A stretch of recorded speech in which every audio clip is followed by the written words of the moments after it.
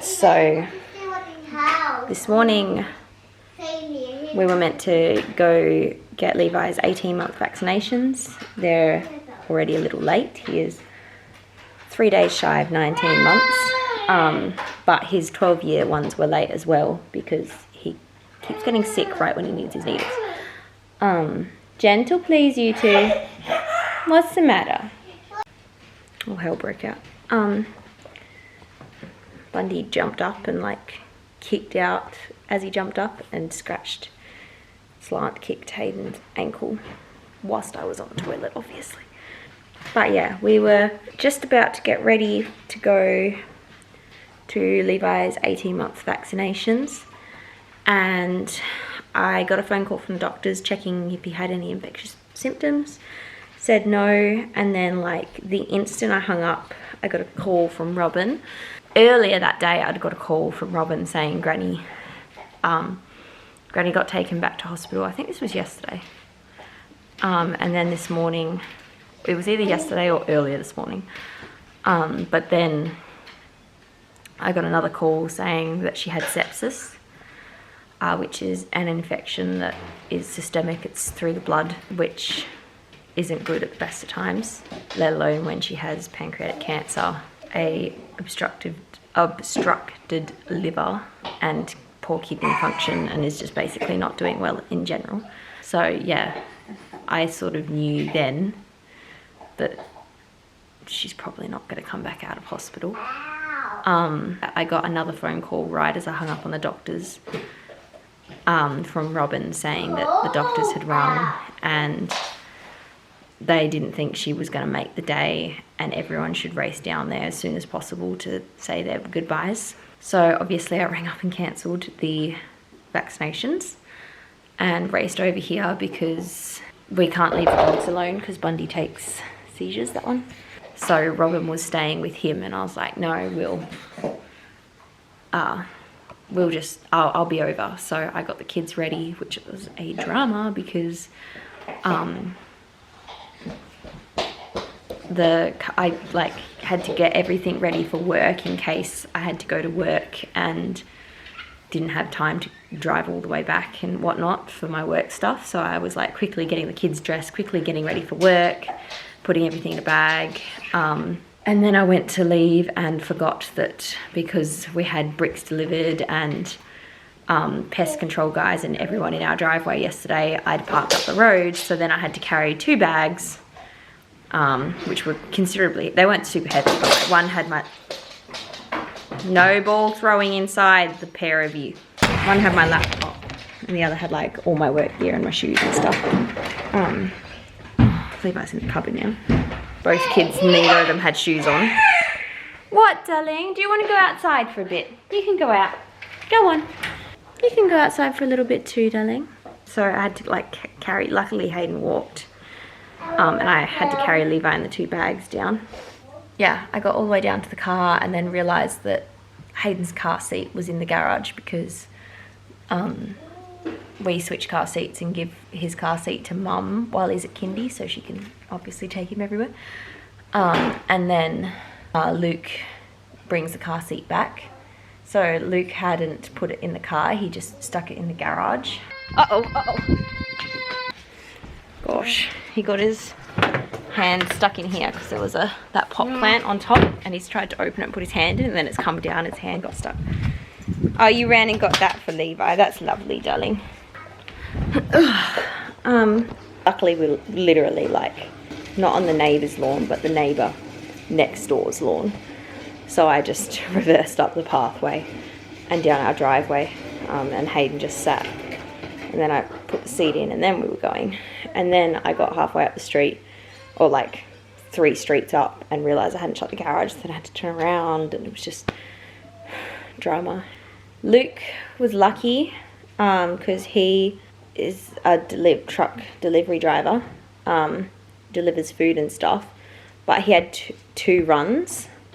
So he was literally, when he got the phone call, he was 10 minutes away from work, heading back to work to get his second run. So he just got back to work and told his boss, and was actually good timing because one of the other trucks was getting serviced, so there was a driver just doing warehouse stuff while his truck is out of commission.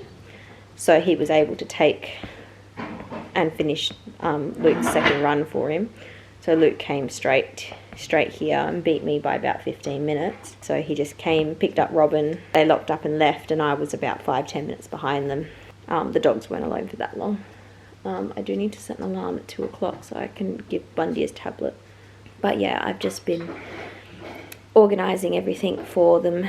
So just the funeral stuff and plot stuff and all the pricing and whatnot. So it's not the stuff you want to know, but so for anyone curious, it's about $3,000 for a unattended cremation. Most of Granny's friends and family have already passed. It's going to be a very small number of us. Someone's going to have to stay with the dogs, so it's like someone's going to miss out on going to the funeral. What is on my knee? Pass.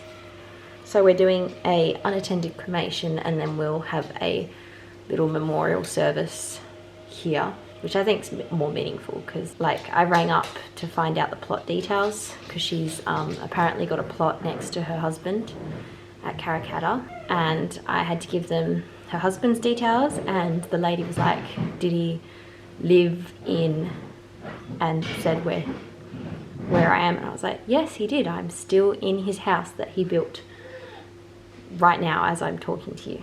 It's more meaningful if it's here, I think.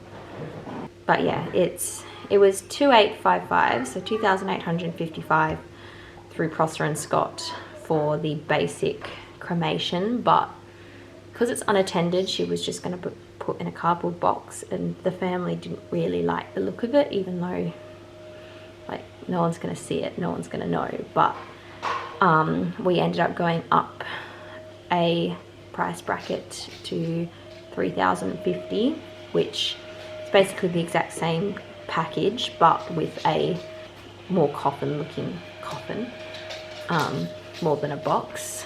So yeah, about $3,000 for the unattended cremation, and then the plot itself is $1,300, so $1,361. It's basically around the $4,500 mark for the basic cremation and burial. Just an urn, not a full coffin.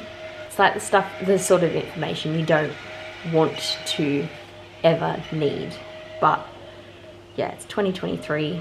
That's the current state of things in the Perth metropolitan area. One of her nephew is going to cover the costs until her money comes in because she doesn't have funeral. I know a lot of people have like the funeral cover, so you get like a certain amount of money. I think it's like $15,000 normally forward before you get all the rest of the money to cover funeral, and she doesn't have that, so it's going to be like out of pocket, which Robin and Kerry couldn't afford, and like we couldn't even afford to lend it to them either. So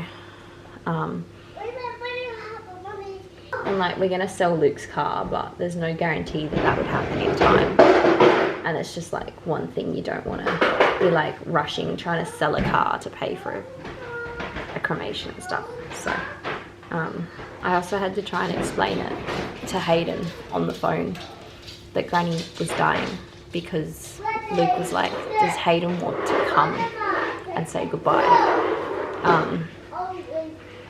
Probably should have hung up from Luke so he didn't have to hear that conversation, but I basically said it really plainly. I didn't know what to say. Like, I don't know how to describe death, and it's not like I'm not religious. I don't have a set belief in what happens after death either, so it's like I couldn't even fall back on that.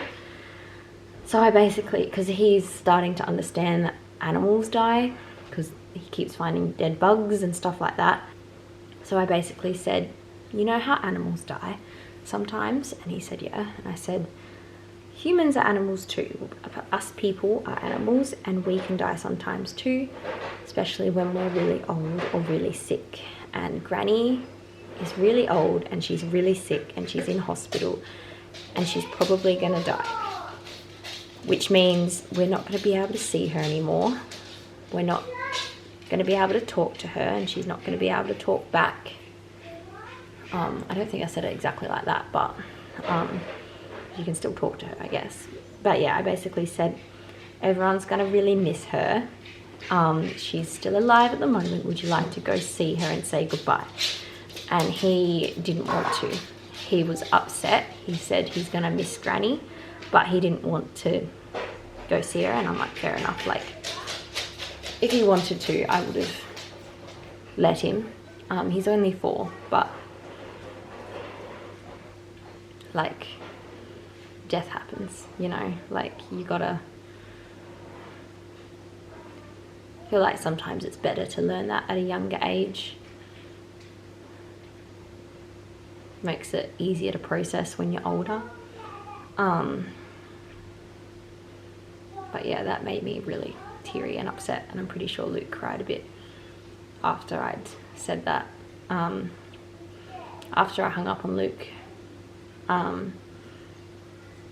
Hayden was a bit worried because I said how Dudu, which is Kerry, Nana, Robin and Dad are going to go with Granny to the hospital and visit her and stay with her for a bit. And he was like, are they going to die too? And I was like, no, they're just visiting Granny and just going to stay with her and make sure she's comfortable and happy until she dies.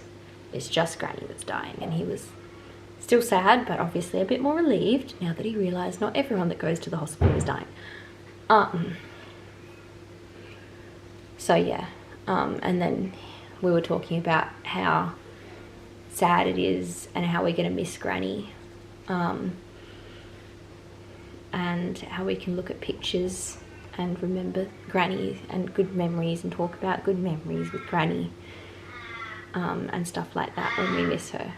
And he asked what happens, and I was like, I don't bloody know. And then I said, well, I told him that when people die, they can't talk to us anymore. So no one actually knows what happens. But there are some people have ideas, and I said one idea is heaven, that people go to heaven, which is this really nice place where they get to see all the other family and friends that have already died, and they get to see them again and play their favourite games, and it's all really, really nice there. And they're all really happy. And I said a lot of people believe in heaven, and that's where you go when you die. And then I said other people believe in spirits and souls, and I didn't know how to explain it, but I basically said it's basically like a light inside of you, and when you die, the light goes on to someone else. So when you die, a baby is born, and that baby has your light, and you get to live another life. And I was trying to explain reincarnation, and he was like, do you get to see your friends again? And I was like, sometimes you run into your friends and their lights. And someone's ringing me, 1 sec.